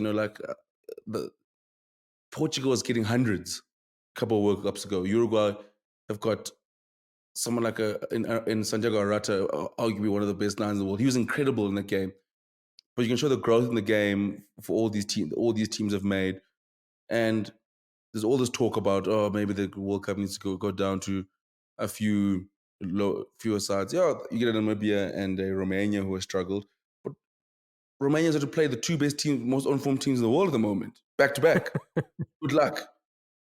And then they got Scotland to clean it up. And it's like, yeah, it happens. And I think obviously but those teams will also improve. They also get better. There's a team, the likes of the USA couldn't get into the World Cup. That just shows that those teams, Romania didn't wake up the event. So, oh man, I loved everything about Portugal, and I'm so excited to dive deeper into Pool C, because Pool C is it's chaos down there. Jeez, it's going to be chaos. But yeah, I love that game. I love Portugal and Uruguay. Can't even. I can't wait for the Italy Uruguay game this week. That is a sneaky game on Wednesday. Game of the week. Oh, Wednesday, Italy. What a way to start. Uruguay game, because Uruguay has probably marked that game as like this is our our big bank here. They probably marked it to beat Namibia. I think but this is the one they think they can make a massive impact on. So I'm very keen for that one. Yeah. After Wales beat Portugal, Ireland played Tonga. They won 59-16. I think the big talking points of that is Ireland have named full-strength sides. They are just basically a metronome at the moment, just really going through the motions. Bundy Aki is hitting ridiculous form. And the other thing is Tonga just didn't fire a shot, which sucks. I think it really, really sucks. Charles Pieta was dancing around defenders again, but I was a little bit bummed about Aki and Fekito in the midfield. I really thought that they were going to work people. You know when they lost that game? Yes, I was watching it Saturday night, and I almost broke my friend's TV. When it was the first try they conceded, when all the guys just catch the ball at market, don't get it, Ireland punish you. Yes. Then it's 10-6. All right, you made a crucial error. It's fine. Get back into it. I think was it Carter or put a great kick? No, or the floor. I can't remember who kicked it, but nice deep kick, nice and deep. James Lowe picks it up, kicks it back. Then Carter comes and takes James Lowe out. No, for no reason. Takes him out off the ball. Yeah. No reason whatsoever. Kicks in the corner. 17-6. I almost like I was like, are you kidding me? I was like, what are we doing here? And it's like, this Tonga just those. I was like, oh, this. And I still said to my man, I'm like, no, they're gonna hide now. They're like, no, man, Tonga can still fight back. I'm like, they're not coming back. Like they're playing against Ireland, and I thought Ireland was what I thought Ireland was very good at is they just every opportunity Tonga they just gave them, they just hurt them. Then they didn't allow them whenever they made big mistakes. They didn't allow Tonga to get out of jail. They didn't allow Tonga to sort of, okay, cool, it's fine. We made this mistake, but it's fine. Ireland loses a line out. They make a mistake, try. Thanks for coming. Stupid penalty. We're gonna go corner. We're gonna maul it. We're gonna take a try. So, and then I thought in the second half, shock was interesting. Is obviously I think Ireland is. I know they haven't rested. They've played a bulk of their starters, but they've been smart in the way they've used them. For example, Fanafle was on the bench in the last game, so this time 16 went off a lot earlier. So they have been Henshaw sort of came.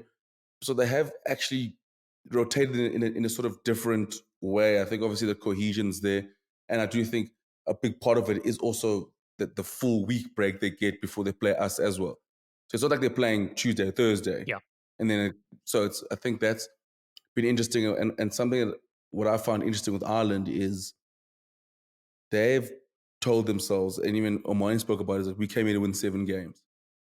That's what they know. So Johnny Sexton won for me. Johnny Sexton, I felt he had, looking back now, he had to play those 2 games because last week was his first game in 6 months, so he had to play some sort of rugby. So I think it's easy, it's sort of easing their way in. I definitely think they are looking to race players against Scotland. I wouldn't be surprised if be the Springboks. Maybe you'll see like a Ross Byrne or Jack Crowley starting at 10. A few changes there. So, but yeah, Tonga, flip, man, they pissed me off. Yeah. Oh, that first 10 minutes. Sexton is now officially the highest point scorer for Irish rugby. He overtook Ronan O'Gara the weekend. Very interesting. Johnny Sexton, 38 years old. For Tier 2 rugby on Twitter, it's a massive day for him. He's been waiting for this for Sexton to pass Ronan O'Gara. But very interesting. Sexton, number 1 Irish, 4th in the world. He is 100 points behind a player that is 7 years younger than him, 31-year-old Owen Farrell. I couldn't believe it. Owen Farrell has over 100 points more than Johnny Sexton in Test rugby. It doesn't help that Sexton decides to play 4 Six Nations games a year. So fair enough. But that was something that shocked me. So the thing is, Johnny Sexton obviously is also had injuries to sort of deal with. So one thing I like about Owen Farrell is the more Sexton gets injured, the more Farrell decides to get banned. This is like how the European brothers look after each other over there. Same. Exactly. Same. From one shock to another. Fiji finally did it. After last weekend playing the game of the round against Wales and just coming short, Fiji went up against the old enemy, Australia. I mean, the history between the two, just from a rugby point of view, the players, the interchanging, all that sort of jazz, massive. Fiji roll Australia 15-22. Eddie Jones been taking a little bit in the neck. Came out to saying they're all focusing on Wales now. They're going to have to, as their World Cup's done. But I don't want to talk about that. I want to talk about Fiji. Fiji, for me, Semi Radradra was not a 12. They made the change. They put Joshua Tuisova in a 12, and he absolutely ran riot. Radradra on the wing. Naikalevu at 13. Again, I want to mention it. He deserves to be in the conversation for one of the best 13s in the world. Incredible. He has to be in that conversation. What a player. And Fiji, just for those who don't know, and we all know, so I'm just going to repeat it just for shits and giggles. Fiji, we know they are going to run you. We know they're going to offload. We know they're going to incredible athletes. They're fast and they will just rip you to pieces. What Fiji are now doing is they are kicking for poles. They took points. They are asking for scrums and they are scrumming you. Like the only part of Fiji that is not working 100% at the moment is the line-out.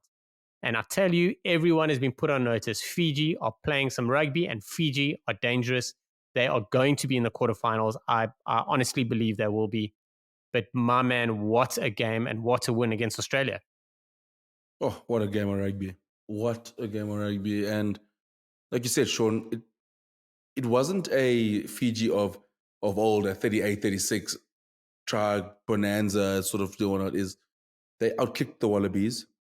They controlled the tempo of the game, played in the right areas, took scrums, took their penalties. Fiji scored 1 try, scored 8 try yesterday. And just the way they controlled the game. They wouldn't control the game until the last 5 minutes. I was like, and then it got nervy. When they let Australia in, I was like, oh, geez. And they was keeping overlaps. I'm like, oh, geez, Fiji, like, not like this, please. And I just, like you said, I thought the pack was incredible, except for line-out time. But what they lacked when the line-out fell apart, Shaun, Fiji, do you remember that game last year when Ireland beat the All Blacks. I think it was the second game or the third game. When in that 10-minute spell where Tyburn became, I think he had like 6 turnovers, where he basically changed the tide of the game. And I think Fiji in the last 15 minutes was incredible in the breakdown. So they would lose a line out. They went for everything. I've never seen a team go for a steal every single breakdown. It was incredible. So like it almost like one facet of the game, because it tends to be like, oh, they lose a line out and then they sort of fall apart. But one facet of the game sort of let them down. And then but the ability to get the ball back, they didn't panic. They never panicked. They just and all those steals, it wasn't just like from one player. It was Botia from here. Then the two props will come and get a steal. Then Rodrigo gets a steal. Then Tuisova gets 2 steals. Then Botia pops up again. So you got all these threats there. I thought Botia was amazing. I thought Rodrigo is an absolute beast. Tuisova was an absolute machine. Oh, I can't pronounce it. The starting 9. What's his name again? He was Oh shit! I don't know. I'll tell you now. You carry on. So crucial, because I mean he got there. What he was able to do in terms of keeping Simone Kuruvoli, in terms of putting the points on board. Kuruvoli, Massive call I was close. Massive call from massive call to start him ahead of Lomani. But he came in there. And to make him the kicker. And that's why, like, because 100%. Teller was struggling a little bit at 10. I mean, they've obviously lost months. So they put him in, say, listen, you're going to kick. And he said, cool, hold my beer. I got this. Yeah, it was such an incredible performance. I loved everything about it. The biggest thing, Shaun, for me, for Fiji, is they're actually in the pound seat because they've actually left Pool C. They've gone through Wales and Australia. So they've got the 2 hardest fixtures out the way now. So Portugal will be tricky, but I mean, Portugal and Georgia will be tricky, but Fiji should be backing themselves to at least leave with a bonus point against Portugal and then beat Georgia. So at least leave. And the thing is they let points. themselves down last in the 2019 World Cup. And I think they would have learned from that. They've got, they've got to prove something, and they're not going to drop it against the minnows. I wouldn't be surprised if they come away with 10 points from the next 2 games. I think they will definitely talk, because I mean, last World Cup they lost to Uruguay, so that sort of ended the campaign before it started, and then now Australia it's a massive game against Wales for them, because Wales also doesn't have to win this game, because Wales got 2 out of 2. They haven't been pretty, but they've got 2 out of 2. So Wales also playing a little bit with house money, whereas Wales going, well, if we lose this game now, because this pool is going to be an absolute. It's going to be hectic. If Australia loses weekend, the dream is over. They're done. Yeah. For them to leave that first 2 games on 6 points is I know they probably wanted to should have won last weekend, but they still got 2 bonus points out of it. I mean, they got a bonus point out of it, so that's massive for them to have left there with 2 bonus points, 6 points out of the first 2. You take that and run. Yeah, amazing performance. Wrapping up the weekend, England beat Japan, a little bit tight to start, but they won 34-12. George Ford, another man of the match performance. Things looking good for England, in the perfect group to gain a little bit of momentum. They're winning ugly. It's about time someone did it, because we took a lot of heat for it for many, many years. But yeah, I think wrapping that up, we're going to look into this week's games, and I think most importantly, we can look through it and see what it's going to impact on the pools. So their games starting Wednesday this week. So Wednesday and Thursday, Pool A are playing. Italy, Uruguay is the first one. And then France, Namibia, the second one, with the All Blacks having a little bit of a break. Now, Italy, Uruguay, Kooks, is going to be quite something, because Italy have 5 points from their 1 win. And they are obviously looking, I mean, they'd love to put the All Blacks under pressure, but I think realistically, France and New Zealand are going to win this group. But Italy are looking for that 3rd space, that 3rd place, to automatically qualify for the next World Cup. Uruguay might change things for them. What do you think is going to happen? Yeah, I think definitely that's going to be the big one. Yeah, Sean, I'm actually gonna go upset. I think Uruguay goes and pops them off. I think especially as also Italy named their side today. I was told to keep Yes. Paolo Gabisi at Gabisi 10. at 12. No, at 12. Allen's at 10 There's and a, Gabisi's at I 12. said out of Cape Gabisi at 10. Oh, sorry. My But apologies. I'm gonna, yeah, I think Uruguay. I'm here for the fairy tales. Fiji, we need a one upset, like just one will to start the domino effect. So Fiji's done that now. Now we can add. Now the others can come in. Yeah, yeah. So you reckon Uruguay going to beat them? Then Thursday, France, Namibia. That's obviously going to be pretty clear what's going to happen there. Yeah, Namibia to win by 40. Friday, yeah, Friday, Argentina, Samoa in Pool D. Now, Pool D, England played 2, 9 points. Samoa played 1, 5 points. Japan played 2, 5 points. Argentina played 1, 0 points. Samoa are going to go great guns at this because a win for them could almost guarantee a quarterfinal. And Argentina, Michael Chake is going to throw everything, go throw all the toys out of the cot. Do you reckon Samoa can beat Argentina? Are Argentina going to crumble under the pressure and not come out and not show us the best that they've got? Or you reckon Samoa is going to take it? I think Argentina, after the shit show they put on against England, needed actually a longer break just to be like, they couldn't play again too quickly. Like they couldn't come play rugby again immediately. They could have just added, made things worse after the mess they put on against England. So I think Argentina will bounce back, and I think Samoa will definitely not make it easy. I think it's going to be a massive game on the weekend. I think Samoa definitely feels like they can take Argentina, but I'm backing Michael Cheika and Argentina to sort of, they can't play any worse than they did against England. So I think that's This what is Cheika's true. probably thinking. Like we can't play any worse. If they do, But then there's a lot they of can. pressure on that game. There's a lot of Yeah, pressure. Samoa it's big pressure for them can because secure a spot and Argentina can lose it. no, 100%. So it makes it very very interesting. But I'm going to lean towards Argentina. Okay, okay. That's only one game on Friday. Nice, nice and early, 6 p.m. for us. Saturday, Georgia, Portugal, Pool C. A little bit of an interesting one. It's the basement battle basically. So whoever wins there will get their first win. First win. I don't think any of them are really going to put in any contention into to challenge the top two. England, Chile after that. I think that's pretty self-explanatory. Is Owen Farrell back already? I think he is. I Yeah, think because back this he only week. missed the first 2 games. Yeah, so he Yeah, probably will start and they'll rest George Ford, eh? yeah. He has to play. He has to play. I mean, having missed the first 2 games, I think it's a good game to sort of ease him back in. Mm-hmm. But most importantly, because everything's all just a curtain raiser, Saturday night, 9 p.m., South Africa, Ireland. I mean, yo, I'm pumped. I Yeah, am pumped. And basically, winner of that is going to finish top. Both played 2-1-2. Ireland got 9 points. Sorry, Ireland got 10, we got 9. Winner of that is essentially going to go through.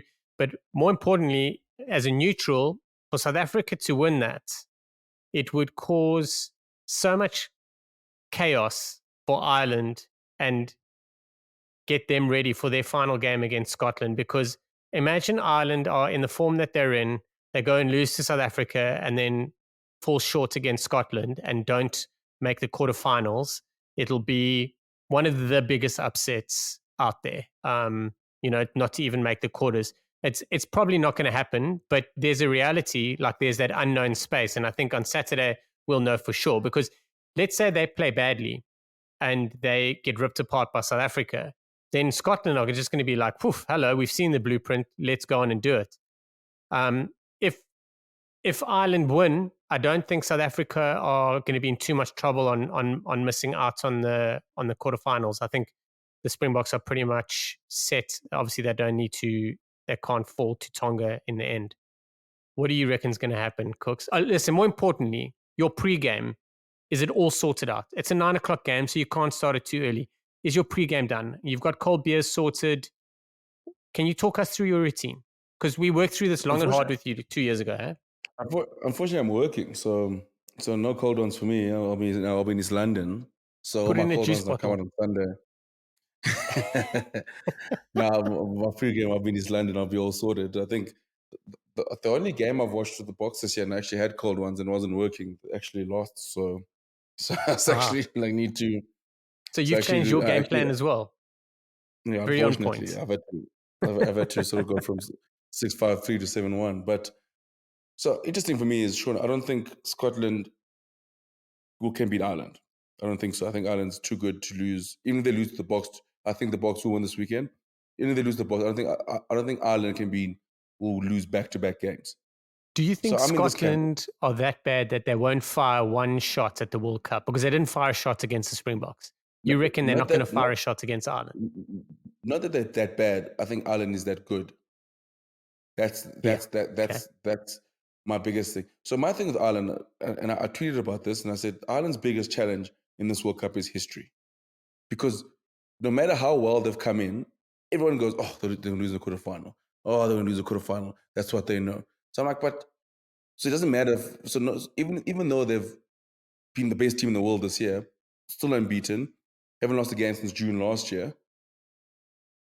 coming into the World Cup in good form. Their best player comes back just before the World Cup starts, and it's like, yeah, but it's not. And I said, yeah, but it's a schedule, and like it's just like they could choke. I'm like, if and I said like if any other team, if England or New Zealand or the Box came in this sort of form, it wouldn't matter who they're playing. They're like, these are the best team in the world. I don't care if they're playing France in the quarterfinals or this. They're just going to steamroll them, or they should win. They should be facing those games where that's where I'm with Ireland. Ireland for me is a high class outfit. This weekend we battle the two best sides in the world at the moment, form one, just in terms of form. And I still think whoever loses this game will still be fine for the quarterfinal. Because at the end of the day, Sean, Yes. there's no winner or loser in this in this pool because you're gonna get either France or New Zealand, who I think, especially the All Blacks, they're still got a punch to fire in the quarterfinal. That game is those quarterfinals still gonna be massive. So I think for England, I think Ireland will be fine. If they lose against this weekend, I think they should again they should still beat Scotland. If they're gonna lose to Scotland, then fuck everything I just said pretty much, and I'm never ever saying another good word about the Irish ever again. Never again will I praise them. Uh, They can win 13 Grand Slams in a row because now I've given them all my praise. So if they go lose yeah. to the Box and lose to Scotland next weekend, I'm done with them forever, Yeah. Yeah. forever. I'll even Ever. stop drinking Guinness. Guinness will be done. I'll stop wearing the color green. I won't need anything. I won't eat shamrock pies. Anything that's got Irish culture. I won't even look at three-leaf clovers anymore. I'll stop watching wrestlers. I'll stop watching Becky Lynch on WWE, who's an Irish wrestler. Anything that's got to do with Ireland, I'll stop listening to U2. I'm going to bash Bono and all these charities. Anything that has to do with Ireland, I will promise you, I will find a way to cancel if they lose to the Springboks and then lose to Scotland a week after and knock themselves out after just praise them so nicely. Imagine. That brilliant conversation wraps up Saturday. Sunday opens up with Scotland Tonga. Pretty clear. I think obviously Scotland going to win that. It'll be a good game though. That's one thing I'm excited about. But the biggest one that we're all talking about is Sunday. Sunday night, 9 p.m. Wales play Australia. Now, just to fill things in, Wales have played 2-1-2, got 10 points. Fiji have played 2-1-1, got 6 points. Australia played 2-1-1, got 6 points. Wales, Australia are playing for basically Australia are playing for their lives, essentially, because Fiji is still going to play Georgia and Portugal. We spoke about it. Looks like they'll get 8 points out of that, but I reckon they'll get 10, so we can settle on 9. So they'll go up to 15. Wales would need to win if they want to make sure everything's sorted, and then Australia, so everyone knows, if points are level, then the team that you are level with, it is separated by the result of that game. So if Wales and Australia are level on points, and Wales beats Australia, then Australia. So in order for that to happen, Australia would beat Wales. Then Wales would miss out because Australia won that head-to-head battle. After that, it only goes to points difference and then goes to try difference, I think. But I don't think we'll get that far. So it's very important to know that if there's teams level on points, it is on head-to-head and then only points difference. Wales, Australia. Kooks, Eddie Jones is a little eating some humble pie. Didn't have a massive go at the media. Basically said we're focusing ahead of Wales. Wales are coming into it slowly. Both sides shaking. There's a very good chance Fiji could finish top of this group. But Wales, Australia, what's happening? Sure, Eddie Jones is arguably one of his most important coaching weeks of his career. It's massive for them. Wallabies have to win this game. But I'm actually leaning towards Wales to win this game. I think Wales is going to win. The Wallabies experience is coming to hurt them. I think the game yesterday is a perfect game for a Michael Hooper, Quade Cooper, just in terms of being able to sort of try and control that game. Like, it's so hard because, for example, they take off Carter Gordon and you move Ben Donaldson at 10. Ben Donaldson, I think, is about 4 or 5 caps. The reserve squad they put on, that was his second cap. It's like, who's there to steer the ship? Samu Karevi comes off. So you're like, there's no experience here. There's no experience here to sort of ride the ship at a time like that where they actually got back into the game. And they sort of forced their hand, didn't have enough patience, try to score a try in the first 2 phases when they actually had when they got back into the game, there was about 12 minutes left. But I think this weekend, Wales wins in a classic Warren Ball game, 15-12, 15-8. I think Wales defensively, will have enough for Australia. I think Australia, attack-wise, it's all big flashy plays from Mark. Let me get Noah Kotawasi. Jesus, such a great player. I'm really it's my mission for the World Cup to get his name right. Yeah. And then Sami Karevi as well. So it's big plays from there. That's what's getting them through. So, but I think Wales will have a little bit too much experience. I think Warren Ball is Warren Balling at the moment, where sometimes they never look convincing, but they somehow are able to string together performance in a quarterfinal, get in a semi-final. So I think Eddie Jones, Australia, I think they lose this weekend and find themselves in a very, very dark place to be. You know me in balance. You've got to have it, and the Wallabies don't. Yeah, there's no one that can really you can look at and draw some experience from or some help. I mean, a couple guys around, but as a whole, you can't. Very interesting. I heard a couple guys were saying that Nick White didn't have a good game. I didn't think he had a bad game, and I think he's vital that he needs to be there. I think he's probably their best 9. I don't see how people don't rate him, but I should probably watch the game again. There's also talk that Ben Donaldson is going to start at 10 this weekend, and they're going to drop Carter Gordon, and they're going to put Mark Nawanakatawasi at 15. It's quite something that these conversations are happening, and to be fair, Eddie Jones brought it on himself by naming this inexperienced squad. But having these conversations before what is a quarterfinal, or it's a knockout game for them, very simply, you've got to win it if you want to go further into the World Cup. Eddie Jones is going to have a lot to answer for. This whole prep for the next World Cup is one thing. If he's signed a massive contract with ARU, what's going to happen, man? Like, they're struggling even in the loose trio. 100%. Shocky, with the planning he's done now, for example, in this World Cup, he has to win the Lions Tour in 2025. So he has to start there. They can't go experience, let's say, for example, inexperienced side, get knocked out in the group stages, in a group where, and a side that could have gotten, in a side of the pool, they could have gone a semi-final, and they're going to lose to the Lions, and then magically come 2027, everything's going to be all hunky-dory, we're hosting the World Cup, and now everything's going to be fine. For me with Eddie Jones, the hard part is the fact that he had if you kept the Coopers and the guys there, I thought there was enough players there to sort of make a semi-final run based on the pool, the side of the pool that they're in. Yeah, So now it's you a sort of, perfect opportunity to go deep. and the thing is, like, it's one of those things where you look at Steve Borthwick, for example, and the people that are praising England, can you get off the bandwagon that I built on my own after the loss to Fiji? I built it. No one, everyone mocked at me when I was building this bandwagon. I said they could get to the final. And then, first of all, I said they're going to win all their pool games. Everyone laughed at me. I was building this bandwagon. Now all of a sudden they're being defended for playing ugly. Can everyone just get off my bandwagon, please, Sharky? I need people to get off this bandwagon. They weren't there when I was looking for tools. No one helped me build this thing. Now everyone's on board. Ah, But like, for example, Steve oh, Borthwick, you can sort of see he's gone, okay, ugly rugby. It's not going to be pretty.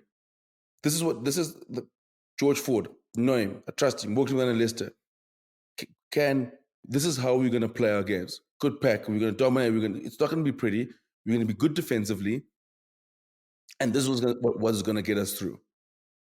Australia could have been the same, but I'm going to pick a little bit of experience. The guys that have been there, Dave Rennie, we can still make we can still make a deep run into the World Cup and then build from 2026. I mean, from 2024. Next year, scrap everything, build again. Because now, Eddie Jones' decision, if Eddie Jones got the quarterfinal and lost, that's be fine. He can't lose this weekend. Because then the decision now is tough for those kids. yeah. I quite like Eddie Jones. I quite like Australia, but it's really hard to see what he's trying to do here. And you know what Borthwick's doing with England is right. If you look at the blueprint of how to salvage a World Cup on short notice, you got to look at Rassie Erasmus and what he did with the Springboks from 2018. I'm not saying England can go on and win it, but I'm with you. I think England can go deep. They've definitely got the individuals to do it, and they need them to start playing, which is starting to happen. If you saw the first game against Argentina, the forwards were playing incredible rugby, but they were feeding off Ford, and Ford was feeding off the forwards. And then on Sunday, they're scrappy, but there were some good things that came out of their win against Japan. Most importantly is that George Ford is cooking. The centers seem to be doing quite well. And that's the thing, is the Springboks based it on sorting out your defense and just playing test rugby, like old school test rugby. And that's what England seem to be doing now. Like, it's not going to give you a plethora of tries. And I think that's what Eddie Jones is kind of putting the cart before the horse. And it's weird saying this about one of the most experienced rugby coaches in the world, but something's not vibing there. And out of the two, I mean, basically, England and Australia are both basically cut off at the knees and started from square one a couple months before the World Cup. So it's Borthwick versus Eddie, and obviously Wales as well have it, and wanting to see what is going on and how it's going to work. And I think England are winning that battle at the moment against all three of those sides. Like, they kind of know what their rugby is all about, who they are, like true to themselves. And even though they've had issues with discipline, they've still got the players there, and they're going to start building momentum. But yeah, I'm with you. Wales, if Australia win this, it's by a ball hair. If Australia win this, it's by some random 50-meter try in 15 phases with the clock in the red, or Wales going to win it with a penalty somewhere along the line. But yeah, it's not looking good for Eddie Jones, eh? No, Shocky, definitely not. But yeah, it's a massive gamble. I think, yeah, you see, Gatton's the same thing though, Shocky. You can see sort of he went back to try and test it. And he's like, you know what, if anything I'm going to fix, I can fix it next year. But now I'm going to try and test it. I got a chance to find myself in a semi-final. And I think that's what Gatton's going for. And Eddie Jones is the only one who's sort of gone the other way in terms of going with the youth. But it's hard. And I think if they do win, it's going to be by a ball here as well. I think it's going to be very, very close. But I just don't think they can do anything after that. That's the hard part. Yeah. The thing about England their squad is a little bit more balanced. Wales seems a little bit more balanced. If you look there, when their first side they named, I mean, that was a pretty solid side to play Fiji. And then Australia, you look at Australia and you're just like, shit, they're like, yeah, they're missing it. But yeah, to our Aussie dirt trackers, we apologize for all the doom and gloom, and to the rest of you, yeah, I hope it's a bit of positivity before round 3 of the World Cup. It starts round 1 and 3 were always going to be big ones, and then a couple more things afterwards. But Kooks, that's definitely going to wrap up our round 2. Our round 2 look at round 2 of the Rugby World Cup, and deep dive into the Springbok squad and what's going to happen and how we don't really know what's going down. But Kooks, thank you so much. It was an absolute pleasure chatting to you. I'm so glad that we managed to sort this out. Yeah, anything you want to wrap up with before we close off? No, thanks, Shocky. Good to be back. And yeah, enjoy the rugby this weekend, guys. Hopefully, Tyler and Jared, our European assholes, will come back. Tyler's on a flight soon. I think he leaves in 2 days. But Yeah, on that, happy birthday. It's a belated happy birthday to Tyler. He's spent it in France watching the Springboks in World Cup. What an unbelievable way to spend your birthday. So Tyler, I hope you had the greatest time, my man. Looking forward to having you back. We will, to the rest of us, to Dirt Trackers and the rest of us from the Rugby Bits Pod, thank you so much for listening. We will be back later on in the week for some previews for South Africa, Ireland, and the rest of the World Cup. And looking forward to chatting you. Have a great one. Bye.